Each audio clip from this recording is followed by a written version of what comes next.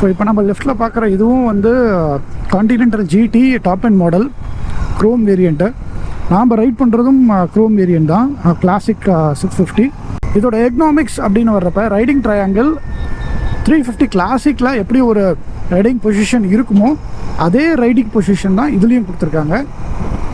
Upright, ரொம்ப relaxed riding position. 650cc போர்ட்ஃபோலியோவில் super meteor வந்து ஒரு க்ரூசர் ஸ்டைலில் இருக்கும்.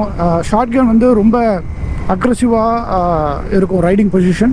ஆனால் கிளாசிக் என்றைக்குமே வந்து ரொம்ப ரிலாக்ஸ்டான, ரொம்ப கமாண்டிங்கான ஒரு பொசிஷன் தான். இந்த பைக்கில் அப்படி ஒரு ஃபீல் எனக்கு இருக்குது. இந்த பொசிஷனில் நீங்கள் லாங் ரைட்ஸ் எவ்வளோ தூரம்னாலையும் போகலாம், ரொம்ப ரிலாக்ஸ்டாக இருக்கும்.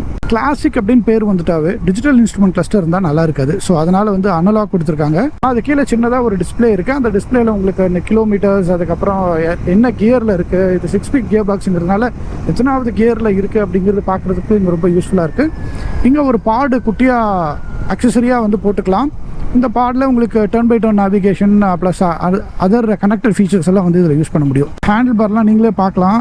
இதில் வந்து ஒரு க்ரோம் எல்லாம் கொடுத்து ஒரு மாதிரி அந்த கிளாசிக் அப்படிங்கிற ஒரு விஷயத்துக்கு அந்த க்ரோம் எலமெண்ட்ஸ் நிறைய இருக்கணும் அப்படிங்கிறதுனால இந்த க்ரோம் எல்லா இடத்துலையும் வந்து நல்லா பார்க்க முடியும். இப்போ நான் ரைட் பண்ணுற மாடல் வந்து சிங்கிள் சீட்டு.